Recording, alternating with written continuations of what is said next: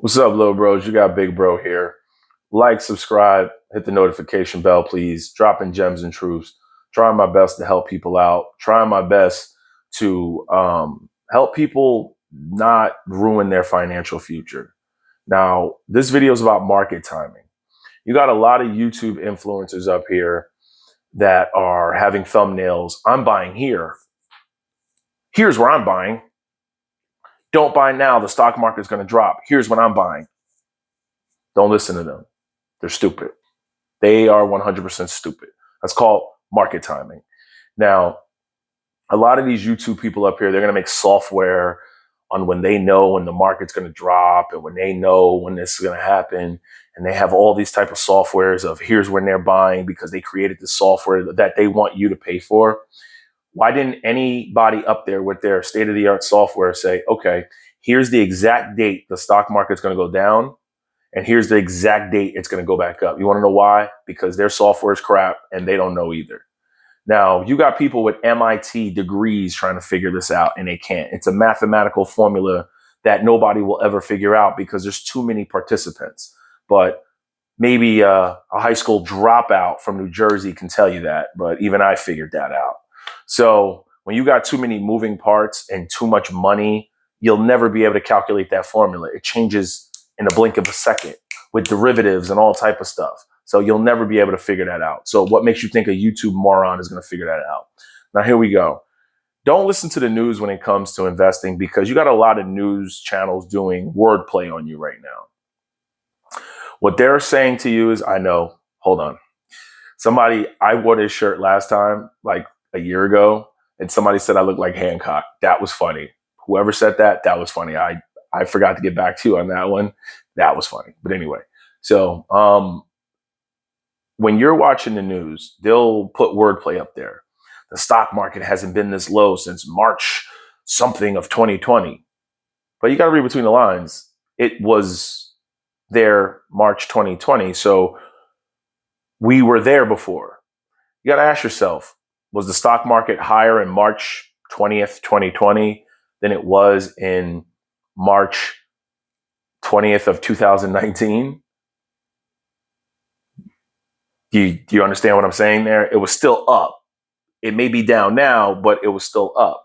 Now, your year to date is probably down. I get it. We're all down. But anybody who's been investing longer than 3 years, 5 years, 10 years, I guarantee they're still up. Their S&P 500 is still up. Go to somebody's portfolio, your parents, anybody who's been investing since, say, 2017.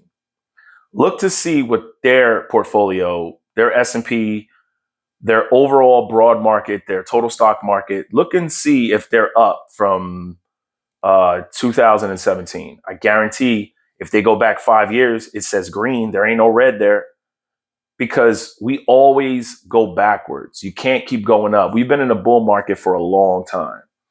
And a lot of people were 10 years old when the bull market started. They were 11, they were 9, they were 12, they were 13, they were 14, and now they have YouTube channels telling you about how to pick stocks. I'm 41 years old. I went through the brunt of the dot-com crash. I didn't have a lot of money in the market. It was invested through my job, but it was getting hammered. It was getting crushed. I really wasn't paying attention to it. I lived through the 2008 crisis. I lived through it. I was living on my own during that. Times were hard. It was bad. It was like stuff was crashing. Stuff was bad. People were getting laid off. Now, in my opinion, here's how you buy stocks. Here we go.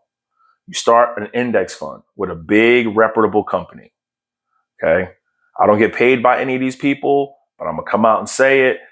A big reputable company like a Schwab, a Fidelity, a Vanguard, a T. Rowe Price, a Prudential, all your big brokerage houses that have been around a long time, that have stood the test of time. Those are the people you want to get your money into it. Now, you got to take this with a grain of salt. This is who I have my money with. I don't get paid by them. Look how small my little channel is. Okay. You put your money in there and you do autopilot. Autopilot means you treat that money like it's a car payment. Okay. You treat that money like it's a bill payment. Every month you have a fixed amount go in there. You don't look at it. Now, what I like to do is this. I own the S&P 500 and I own a total international market. What you can also do instead of an S&P 500 that has the biggest 500 companies, you can own a total stock market index fund. They own every US company. You don't do both because they're pretty much the same thing. I do the S&P and I couple that with a total international market. I don't own any bonds because I just don't feel bonds are, for me, they don't make any sense. I have no debt, so I'm not worried about having bonds and preserving that. I'd rather be more risky and go in the market. And every month I dollar cost average, treat it like a bill. Every month money goes in there. The only time I put extra money in there is if I get like a bonus or something, or I get, a tax return where I actually don't owe. I get a check back from my insurance company for paying the bill in full. That's when I put the money in. I don't try to time the market when the market goes down, when the market goes down some more. You're trying to catch a falling knife. Every month I just put the money in and I don't worry about it. I just don't worry about it. I have things to do. So if you have extra money to put in the market, then I suggest you do that. But every month you're supposed to be putting money in, treating that like a bill. And the only time you take money out, the only time you cash that out is if you're buying a house, you're putting one of your kids through college, or you're actually using it what it's for, to retire. You don't take the money out to go buy a car. You don't take the money out for a vacation.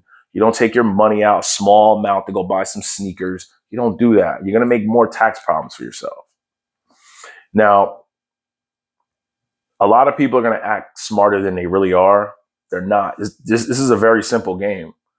A person with no education who just makes money, that puts that in the market every month, will outperform your smartest person who thinks they could beat Mr. Market. It's not going to happen. It's been proven. People are getting crushed right now.